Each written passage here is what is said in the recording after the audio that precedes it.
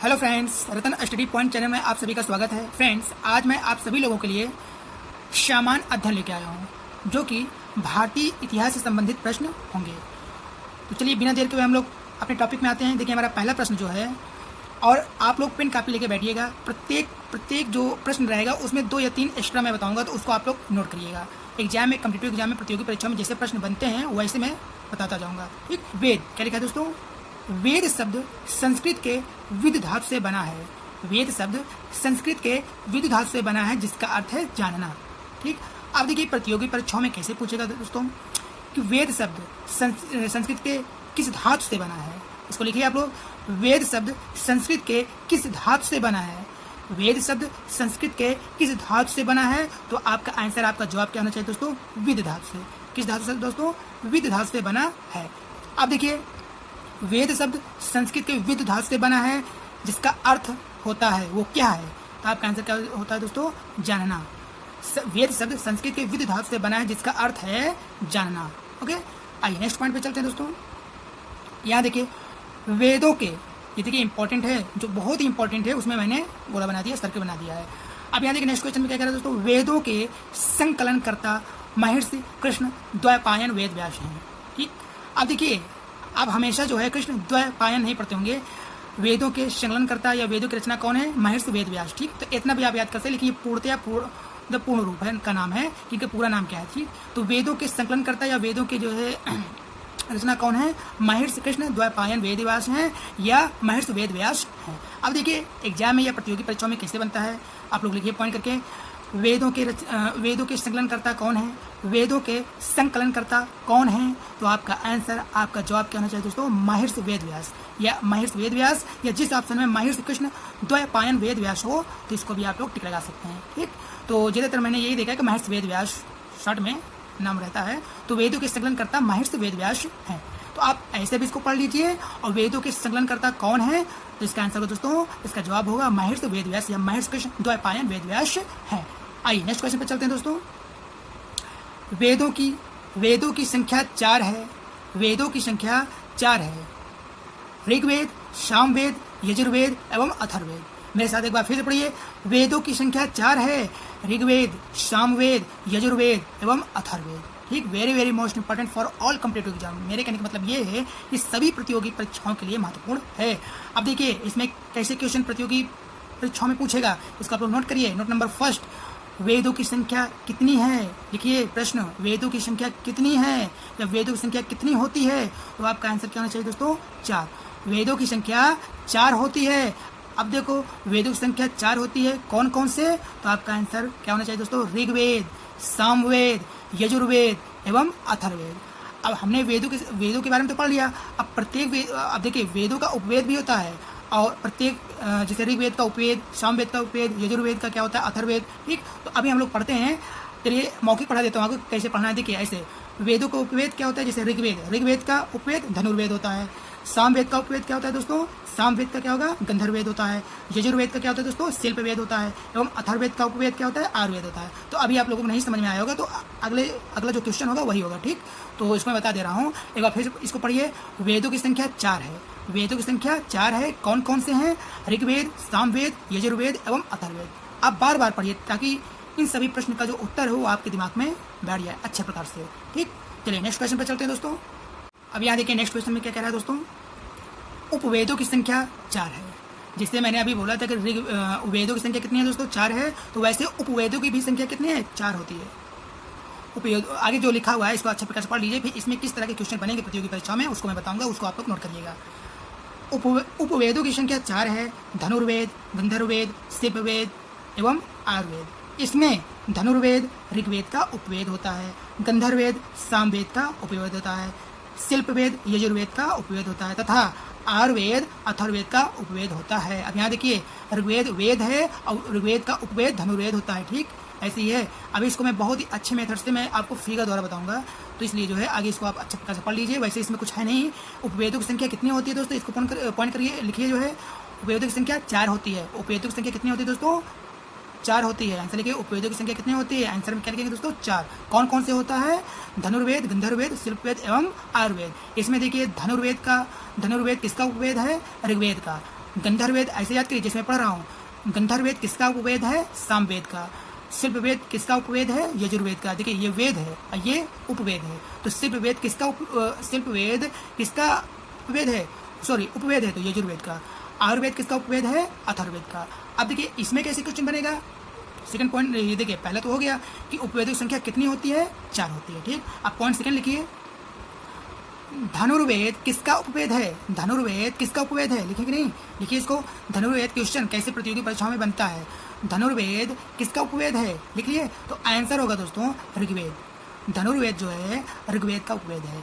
Third point लिखिए, गंधर्ववेद किसका उपवेद होता है? थर्ड आप पॉइंट क्या लिखेंगे? गंधर्ववेद किसका उपवेद होता है? तो आपका आंसर, आपका जवाब क्या होना चाहिए दोस्तों? सामवेद। नेक्स्ट पॉइंट लिखिए दोस्तों, शिल्पवेद किसका उपवेद है? किसका उपवेद होता है? तो आपका आंसर क्या होना चाहिए दोस्तों? यजुर्वेद। तो लास्ट हमारा क्या है? आयुर्वेद। आयुर्वेद किसका उपवेद होता है? तो आपका आंसर क्या होना चाहिए दोस्तों? अथर्ववेद। ठीक, आइए नेक्स्ट क्वेश्चन पर चलते हैं दोस्तों। अब देखिए, चारों वेदों में सर्वाधिक प्राचीन ऋग्वेद है। चारों कहने का मतलब है वेद कितने होते हैं? 4 होते हैं। अब वेदों में जो सबसे अधिक प्रचलित है या प्राचीन है वो कौन सा है? ऋग्वेद है।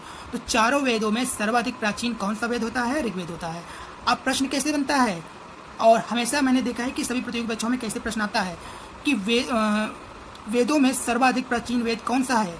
वेदों में सर्वाधिक प्राचीन वेद कौन सा है? तो आपका आंसर, आपका जवाब क्या होना चाहिए दोस्तों?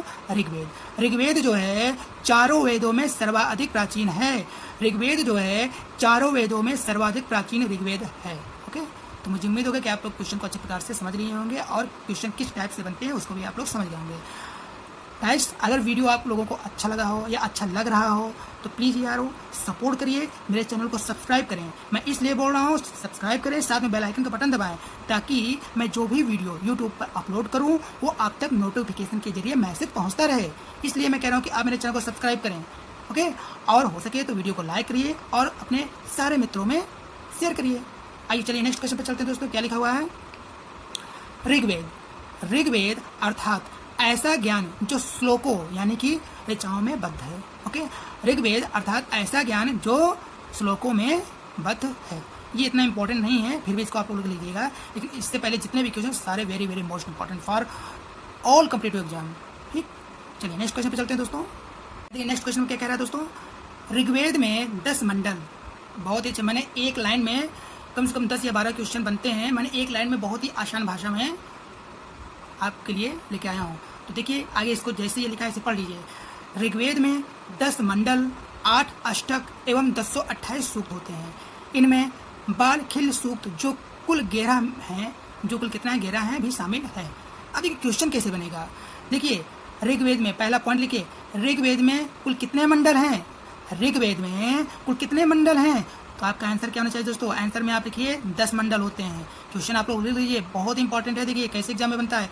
ऋग्वेद में कुल कितने मंडल होते हैं? केवल इतने में जो है एक ये क्वेश्चन आप लोग पढ़ चुके हैं और इसमें एक एक्स्ट्रा क्वेश्चन मैं बता रहा हूँ। ऋग्वेद में कुल कितने मंडल होते हैं? तो आंसर में आप लोग लिखिए 10 मंडल होते हैं। कितने होते हैं दोस्तों? 10 मंडल। अब देखिए ऋग्वेद में कुल कितने सूक्त होता है? ऋग्वेद में कुल श्लोकों की संख्या कितना होता है? तो आपका आंसर क्या होना चाहिए दोस्तों? 228।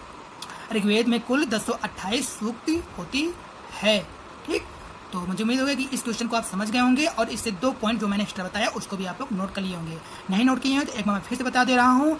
ऋग्वेद में कुल कितने मंडल होते हैं? तो आपका आंसर होगा दोस्तों 10।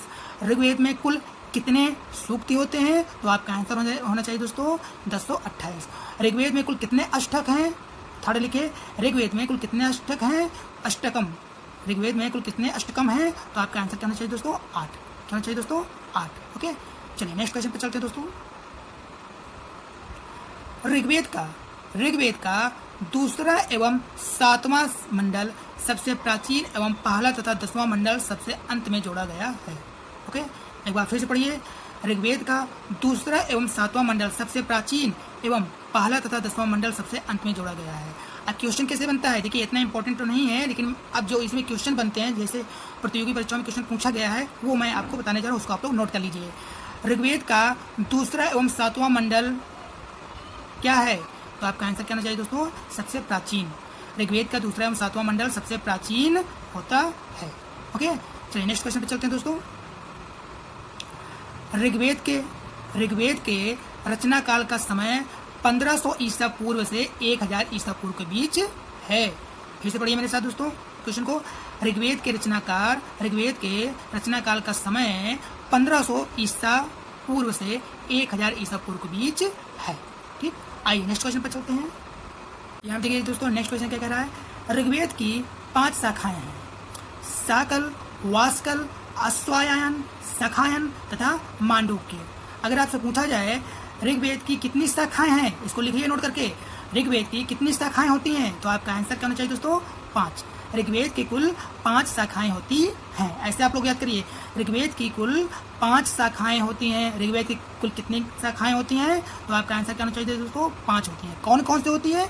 साकल, वास्कल, अश्वायन, सखायन तथा मांडूक्य। ओके, आइए नेक्स्ट क्वेश्चन पे चलते हैं दोस्तों। देखिए ये very very most important for all competitive exam. इसमें जितने भी इंपॉर्टेंट लगा दिए, जितने भी वेरी लगा लिए, उतना भी कम है। ठीक, देखिए ऋग्वेद के मंत्रों की संख्या लगभग कितनी होती है? ऋग्वेद के मंत्रों की संख्या लगभग 10,600 है। प्रश्न कैसे बनेगा? ऋग्वेद के मंत्रों की संख्या कितनी होती है, तो आपका आंसर क्या होना चाहिए? ऐसे पूछेगा, ऋग्वेद के मंत्रों की संख्या लगभग में कितना होता है, तो आपका आंसर क्या होना चाहिए दोस्तों? 10,600 होता है। ठीक, अब देखिए मैंने शुरुआत में आपको वेद और उपवेद पढ़ाया था। एक बार मैं मौखिक बता रहा हूँ। वेद कितने होते हैं? 4 होते हैं। कौन कौन सा? ऋग्वेद, सामवेद होता है, यजुर्वेद और अथर्ववेद। अब वेदों का, अब देखिए प्रत्येक वेदों का उपवेद भी होता है, तो उपवेदों की संख्या कितनी होती है दोस्तों? 4 ही होती है। कौन कौन से? धनुर्वेद, गंधर्ववेद, शिल्पवेद और आयुर्वेद। तो आइए इसको हम लोग फिगर द्वारा समझते हैं, बहुत ही आसान भाषा में। ठीक, अगर इससे आपको कहीं अगर डाउट होगा तो फिगर से आपको पूरा कंसेप्ट क्लियर हो जाएगा। याद देखिए दोस्तों, जो नेक्स्ट हमारा टॉपिक है वेद। मैंने शुरुआत में आपको पढ़ाया था ना, वेद कितने होते हैं? 4 होते हैं। वेदों की संख्या कितना होता है दोस्तों? 4 होता है कि नहीं? यहाँ लिख लीजिए, वेदों की संख्या कितना होता है दोस्तों? 4 होता है। यहाँ मैंने डिनोट कर दिया, इससे आप लोग याद कर लीजिएगा। वेदों की संख्या कितनी होती है दोस्तों? 4 होती है। कौन कौन से? ऋग्वेद, सामवेद, यजुर्वेद, अथर्ववेद। ठीक, ऐसे घूमिएगा। ऋग्वेद, देखिए वेद कितने होते हैं? 4 होते हैं। कौन कौन से? ऋग्वेद, सामवेद, यजुर्वेद और अथर्ववेद। ठीक, अब देखिए वेद 4 होते हैं, तो उपवेद भी कितने होते होंगे, तो इसको भी लिख लीजिए। कितने होते हैं दोस्तों? 4 होते हैं। उपवेदों की संख्या कितना होता है? 4 होता है। तो देखिए 2 क्वेश्चन तो वेरी वेरी मोस्ट इंपॉर्टेंट। वेदों की संख्या कितना होता है? 4 होता है। उपवेद की संख्या कितना होता है? 4 होता है। ऋग्वेद, देखिए ऋग्वेद का उपवेद क्या होगा? धनुर्वेद। ऐसे याद करिए, ऋग्वेद का उपवेद क्या होता है, तो आपका आंसर क्या होगा दोस्तों? धनुर्वेद। ठीक, ऋग्वेद का उपवेद क्या होता है, इसको नोट करके लिखिए। ऋग्वेद का उपवेद क्या होता है, तो आंसर हम क्या लिखेंगे? धनुर्वेद। सामवेद का उपवेद क्या होता है, तो आपका आंसर क्या होना चाहिए दोस्तों? गंधर्ववेद। यजुर्वेद का उपवेद क्या होता है, तो आपका आंसर होना चाहिए दोस्तों? शिल्पवेद। अथर्ववेद का उपवेद क्या होता है, तो आपका आंसर होना चाहिए दोस्तों? आयुर्वेद। तो इस फिगर को आप वीडियो को रोक करके अच्छे प्रकार से लिख लीजिएगा। ठीक, आइए नेक्स्ट क्वेश्चन पर चलते हैं दोस्तों।